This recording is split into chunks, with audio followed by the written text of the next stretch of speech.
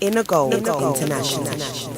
Yes, Rasta. Boom, Mikee Majestic, Inner Gold Settings. We're here, live and direct in West London with an original inhabitant from West London. We're here for the third time with man like Julian Juju Royal Marley. You good, King? Yes, I give thanks once again. Yeah, man, give thanks. You don't know the thing, so I've been seeing social media and I see that on Tuesday night you turned into Rasta James Bond when you performed at the Royal Festival Hall with David Rodigan. So Yeah, Royal Albert Hall, man. Nice. What a nice experience. What a nice production. What a nice, set of artists. What a nice band and orchestra. Greatness that night, man. And we also see that you're the king of Instagram Live. Like, you give the people a lot of insights. Like, I've been on tour with you where the man them are looking for food in different countries and things like that. But most recently, we saw the Instagram Live backstage on Tuesday with Christopher and the man them, and you was talking about football. So my brother wanted to know, Wagwan, is there going to be a reggae five-a-side tournament? I know some of that happens on the ship, but who would you have in your team? Boy, I want to tell you, man. I'm going to have to call for my brothers. Because we have an invincible team. You have Stephen Ragamuffin Marley, you have Junior Gang, myself. I'm two of my nephews. Yeah, man, we have a nice team, man. You don't need anyone else. I'm just imagining, the team. That's it, Marley FC, Marley United. I also see like the involvement with Falmouth. Is it Falmouth FC in Jamaica as well? Kimani put together a nice club and working something down in Falmouth for the youth them. So, bam, bam, bam, bam. We love that, anything for the youth them. And especially for the, because obviously Jamaica's a place. One thing you can't short of, singer, musician, and baller, footballers, you know what I'm saying? So it's good, it's great to see, Kimani set up something down there, in Falmouth. I should say up there, because it's upper part of Jamaica, top. For real, that's a good look. And you're always a busy man, an international man, but you've recently been in Cuba as well with legends like Colombia. Yeah, with the Scatterlights, is that part correct? That's true. Yeah. So what was the vibes out there like? Boy, it was a great experience. I didn't know, the Colombian people them really love reggae music like that because, we played with Scatterlights. The show was, I want to tell you, so we go up on stage at 11 a.m. Wow. And the place ram from 11 a.m. So I was thinking, boy, imagine when we go on stage and the people, the first set of people, because, most shows you think about 11 a.m., you don't think the crowd's coming yet, At 11 a.m., as far as you can see, there's people. So that was a great experience to see that, wow, these people really, gravitate to the reggae music this such of a great way that, it makes some parts of the world look bad. If you can go to somewhere where they don't even speak English, but 10,000 people and they're there at 10:30 a.m. Some people can't even come out of them bed at midday.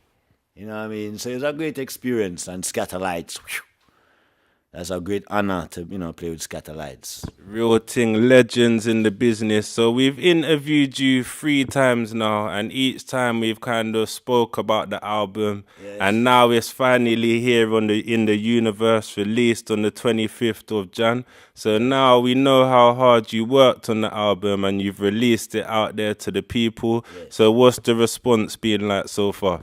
Well, so far we've been getting a great response from the fans, and some radio stations, a lot of people, medias too, but the fans, get a great response from the fans. So I just think that is, is a type of music, the album is called As I Am. That means it's not no special sound, everything is as I am, as we feel, as it is. you know, as it happened. Real thing, and you know the album has a really good vibe to it, you know, like especially the music on it, some great musicianship on there. So big you up for making it happen and putting it out there into the world. But it's been around 10 years in the making, and it's out there and it's gone high up in the Billboard charts and things like that. So how does that feel to see your work doing so well? It feels great to know that reggae music, always and still has that kind of draw where, still connecting with the people because it's relevant. Reggae music is the people's music. So for me, it feels great to know, say, reggae music, still has a place in the people's heart. And it will always have, because every day we're living and you have to deal with the everyday struggles of life. And reggae music is the only type of music which comforts the soul and gives you a good, helps you to go through these situations of life that we go through, the ups and downs, So it's a good feeling, and we appreciate everything, Real talk. So it's the third interview, so we're going to focus on 3 tracks on the album. If we're going to talk about every single one, we'll be here for a long time. Yeah. So we'll start with Are You The One? It comes across like a love song, but it seems to have a double meaning. So can you break that down to the people then? Yes, the double meaning is a love song, yes. And the 2 lovers is music. One of the lovers is music. And the next lover is the universe, the people who need this music, So it's like the lover is asking, are you waiting on me? I've been waiting on you. So the music is talking to the people. So it's like a love story, but it's the music, and the people is is the company, is the one that you need, So yeah, that's the type of feel. And originally, just it was built from the rhythm. The song was kind of written from the vibes that the rhythm, brought off. Because the rhythm was laid first without no vocal.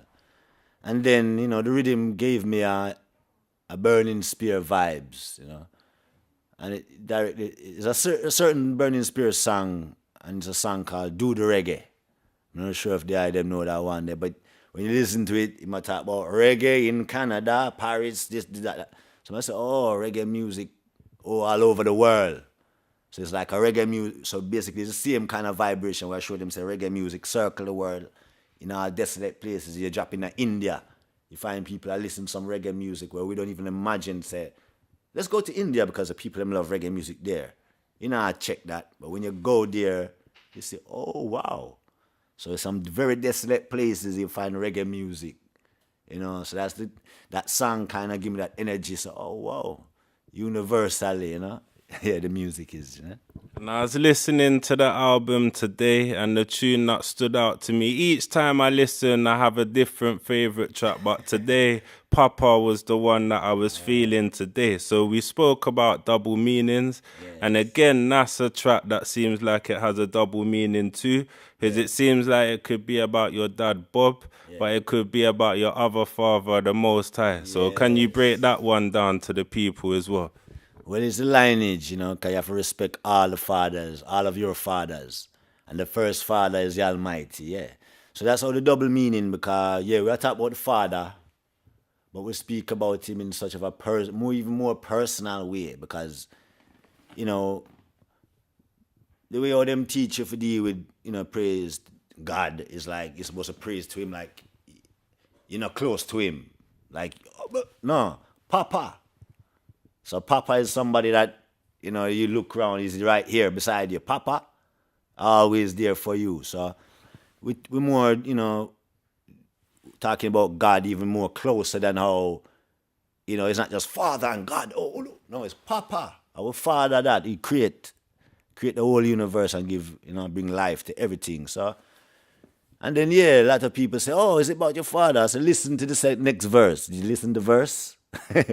And see how it elaborate, So, and it's still, obviously, still paying respect to the earthly father, which is Bob. And then you still have to go to, so it's the lineage, and it trickles right up to the Almighty. So you hear that, people, you have to listen to the lyrics, listen to all the verses, not just the first verse and the chorus and them thing there.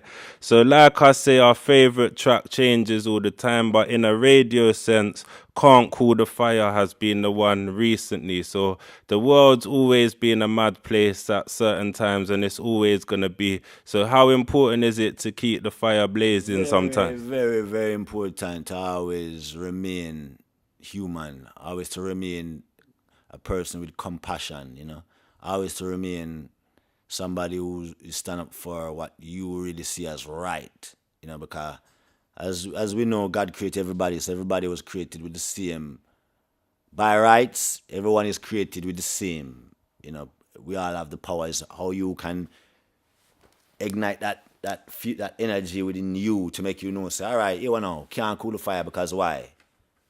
We see the system, you know, every day something is oppression upon the people, and most times the people, you know, we're just timid and silent. But sometimes it's good to talk, speak for your rights, put your opinions out there in the world, you know. And Can't Cool the Fire is one of those kind of songs, because we say, if them not ease up the pressure, we can't cool the fire. And the fire is the music that we're putting out every day. I say, but you know what I mean?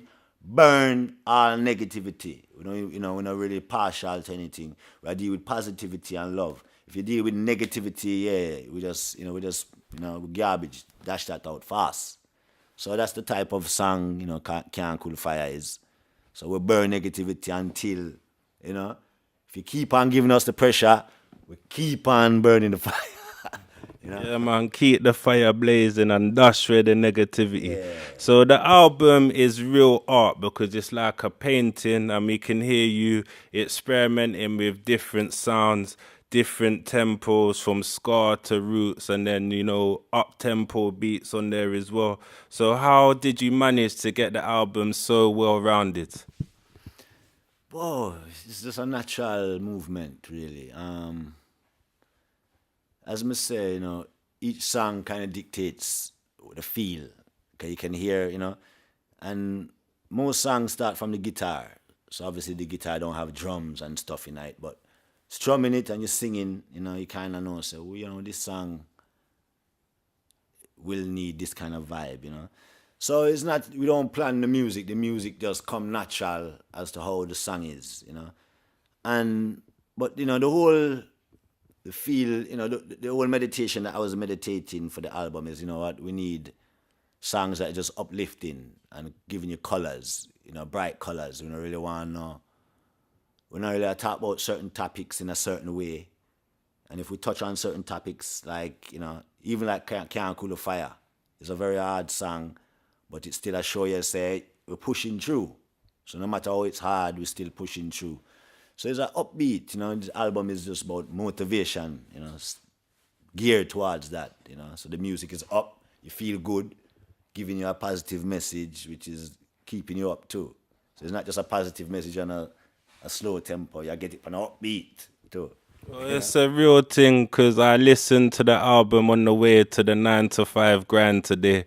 And I have to say, about coffee and them thing there, man, had a remarkable day. So now you break down the science like that, it's probably because I listened to the album. Yeah. So everyone, obviously you done the big show on Tuesday in London, but everyone in the world now is talking about Saturday and the return of Buju Banton to the stage. Right. So firstly, is the eye going to try and reach that one? Won't be able to reach that one. Because we're on the next mission too, so I forgot to deal with the mission too, you know. But yeah, it's a great show coming up, so all the fans that are there will enjoy, you know. But yeah, we'll be somewhere else doing some works too. But what's it like? I know your brothers have worked with him, especially Your Army is a tune that people ring off to this day. So what's it like to have him back on the circuit and knowing that you come back into, man, on the festival circuit and that? Yeah, man, it's great, you know, so you can buck him up and the rest of singers and musicians and, you know, a lot of great music that, you know, we love and miss too. So for me, yeah, we're just looking forward to being out there and pumping the music alongside all of these great artists, you know. Real thing. And everybody, you know, everyone. One family, one family. So you're a busy man, you got the brand, you're always on the road, you're always on tour. So what's next for you at the moment? Well, like what you say, on the road. So that is what's coming up next, being on the road, you know. We'll be touching the US in May, you know. We're starting, which will be like the first official tour, you know, for the album, you know. So yeah, this tour is coming up. New music, new singles, new videos, and yeah. And the people always ask me to ask you, but they want to know when you'll be doing a headline show or any shows in London or the UK. Well, I want to tell you, so we're just putting out the feelers right now, you know, and obviously, hopefully, you know, we'll be here towards, I would say, autumn, you know. But just keep your ears out, check up, you know, our social medias, and go and keep it locked right here, find out what's happening, you know, because it's a family thing. So yeah, just keep, you know, yeah, very soon, I would say. And last time you reached the studio, we spoke about the madness that's happening with the youth them. Since then, it's probably intensified and got even worse. But a lot of people listened to your message that you gave out last time. So do you have an update and anything you want to say about what's happening at the moment? The update is that we keep on stressing what we will and always be stressing is, you know, it's like, we can't say light yet. We're still in this dark world. 2019, this, you know what I'm saying? It's like we cannot, where's the progress? What's next? What's the next move in life? You know what I mean? And the next move is what? More prison again. Don't you see that's old fashioned now? This whole lifestyle, we've been whole heap of years, we are still the same thing. I don't see nothing change. A man might earn an extra £500, but that's crap. Right now we want to buy islands, boats and ships. You can't buy them thing there behind bars. You know what I'm saying? So right now, elevate yourself, motivate yourself, love yourself, and love one another. Put things together, and, you know, that is the way I see real success. Unless you win the lottery. And that is like a zero. You know what I mean? You know what I mean? That's very hard.